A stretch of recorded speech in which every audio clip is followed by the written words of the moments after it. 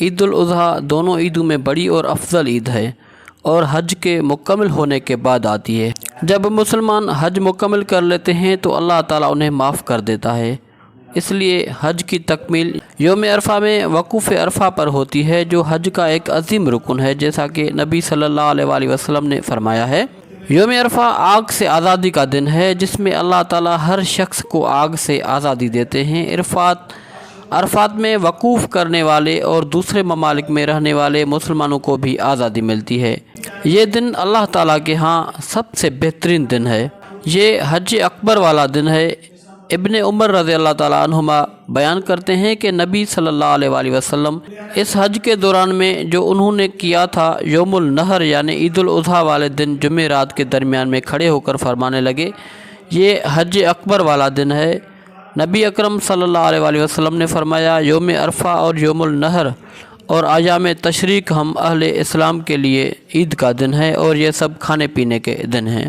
قربانی سے مراد کسی مذہبی مقصد کے لیے انسان یا جانور کو قربان کرنا ہے۔ یہ طریقہ ہزاروں سال سے جاری دیکھا گیا ہے اور آج بھی دنیا کے ہر مذہب میں قربانی کا تصور پایا جاتا ہے۔ خاص طور پر مذہب اسلام میں یہ تصور پوری تابناکی کے ساتھ جاری ہے، جو حضرت ابراہیم اور حضرت اسماعیل علیہ السلام کے یاد کے طور پر پوری دنیا میں مسلمان ہر عید الاضحیٰ کے موقع پر مناتے اور انجام دیتے ہیں۔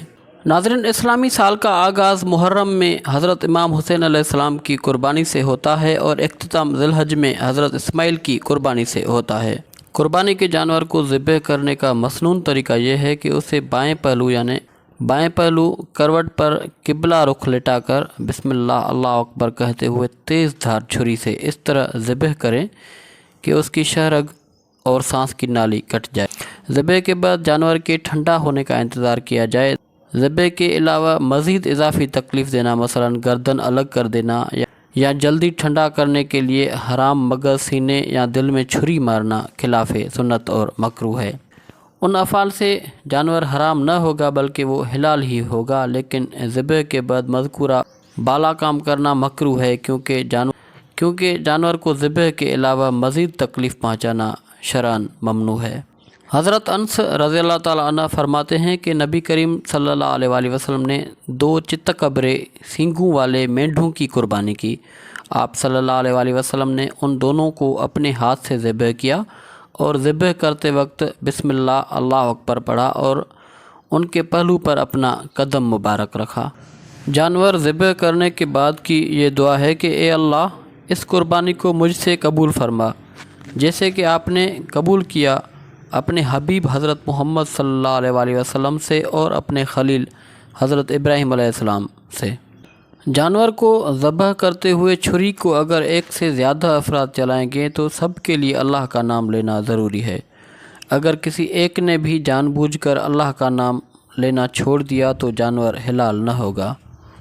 بسم اللہ اللہ اکبر دل ہی دل میں پڑھنا کافی نہیں ہے، بلکہ زبان سے تلفظ ادا کرنا ضروری ہے۔ لہذا اگر آپ اپنا جانور کسائی سے ذبح کرا رہے ہیں تو اسے بسم اللہ اللہ اکبر کچھ بلند آواز سے پڑھنے کی تلقین کریں تاکہ کسی قسم کا شبہ نہ رہے۔